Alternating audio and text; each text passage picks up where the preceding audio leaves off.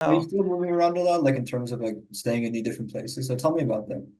yeah, so the last 9 years, my husband and I have been like pet sitting and living in other people's homes while they're away. So that's why I'm always in a different location with a different background, which is very funny for my students with different animals as well. So in New York now, and then before, like when we started, we spent the first 4 years that we were together just bouncing around apartments, mostly in Manhattan, which was pretty neat. Like it's nice to live in Manhattan and not pay rent or utilities. And my job is very flexible, as you know, just doing kind of remote college admissions consulting. And yeah, it's just a nice way I feel like to like experience how other people live. And it's good too for us because we've never really found a place yet that we want to settle down. So like the variety is nice, you know? Like it's nice that when other things are more routine, like at least the location can change and the cultures and everything else. So yeah, so in New York till tomorrow, and then going to Philadelphia Nice. for 8 days, and then going back to New York for six, and then going to Seattle for 2 weeks, and then Japan for 2.5 months, and then Ohio for a week. Anyway, it's like I try to plan like a year in advance of locations with the goal this year of spending winter in Florida because I have like retirement head already in the sense that like I want to be a snowbird. Like I want to spend my winter somewhere warm and then my summer somewhere like where it's a bit colder. So that's kind of the goals for now. Makes sense.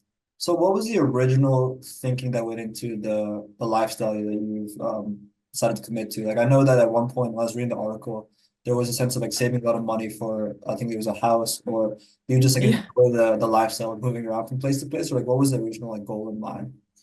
Yeah, so there's never an intention. I feel like a lot of my stuff is unintentional. I had at the time when we were starting, right before that, I had bought a condo in Hoboken with a boyfriend who a month later we broke up. And he was like, I'm out. So I was left with a mortgage, you know, on my own when I had expected to only pay half. So I was like, oh no, I need a second job. So I started dog walking. And then, like, within just a couple of months, the folks that I dog walk for were asking me to pet sit. And I built up enough pet sit clients very rapidly to the point where I was like, I don't need this apartment. I can just rent it out, let someone else pay my mortgage, have it be like more of an investment and just move around. And I like the variety. Like it wasn't I feel like now I'm kind of used to it, but like when I first started, when you go into someone's house, it's like you're like, "Oh, let me like look in the refrigerator and the cupboards and like the medicine cabinet." You're like, "Ooh, there's like a new face wash to try."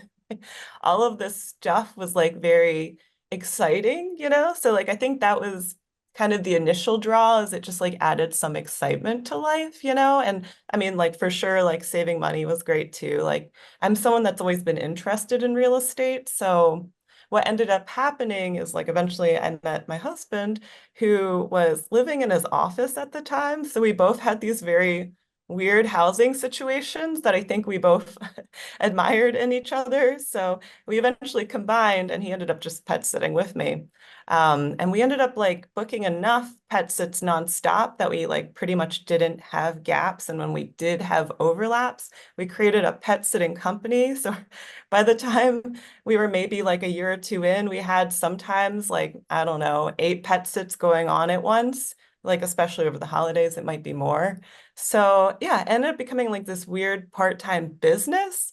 And then the money that we saved from like not paying, New York City rent, right, which is a lot, and utilities, we ended up taking, well, I sold, which is weird, my condo back to my ex later because he was like, "Oh, it's a good investment, actually. I should." And we took the money from that and then purchased our first house in Jersey City, and then eventually, with more savings, purchased like 3 more properties in Jersey City. So they became kind of like a retirement nest egg situation.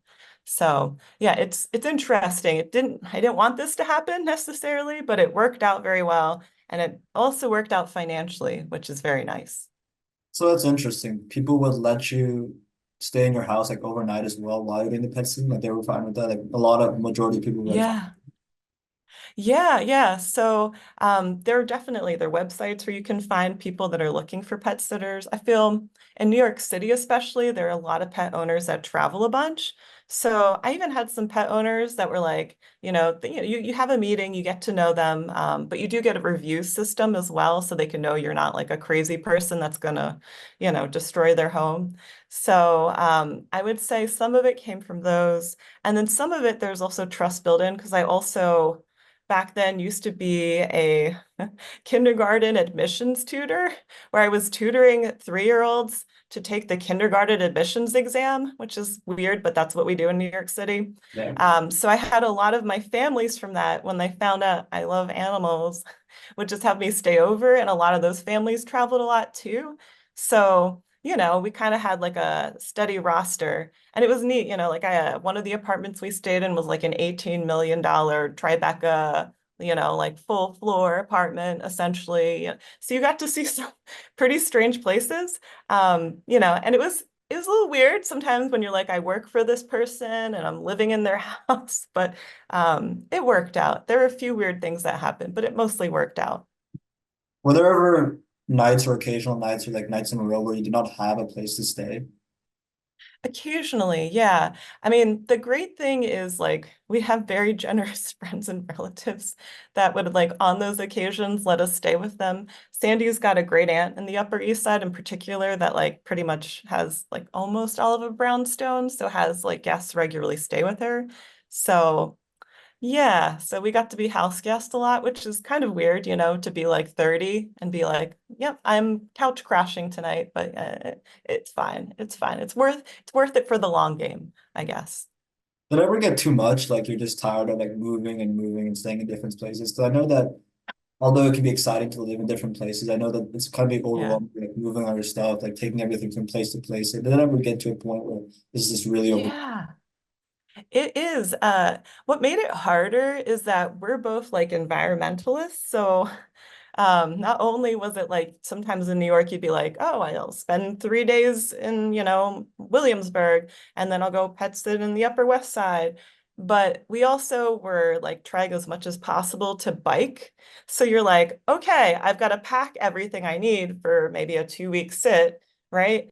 And somehow strap it onto a city bike and haul across the bridge all the way over to somewhere. Yeah. So it definitely got exhausting. I was in really good shape though, as a result, I think of this.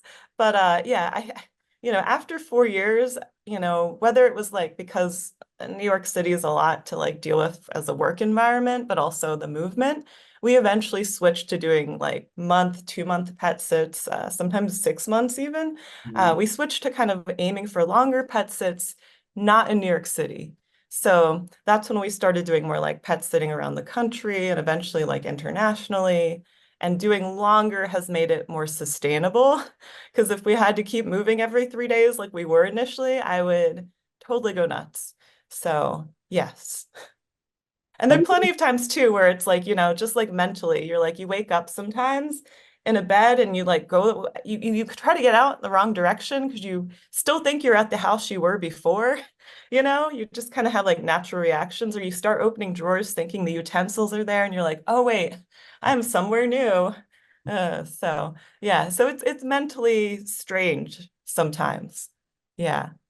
have you always had that adventurous nature to you, like even from when you were young? Definitely not. No. I mean, I grew up like, like a welfare child, latchkey kid. So we didn't travel much, like I mostly just knew Pennsylvania and my suburbs. So yeah, it only happened. I feel like once you move to New York City, you're kind of engulfed with all this like multiculturalism and people with resources to travel that it like kind of just becomes part of you, right? You start to aspire more to it. So yeah, it definitely has developed more because of the pet sitting. If you enjoyed that clip, then click here to see the full, unedited length podcast. Make sure to click here to see the full podcast, and don't forget to like and subscribe.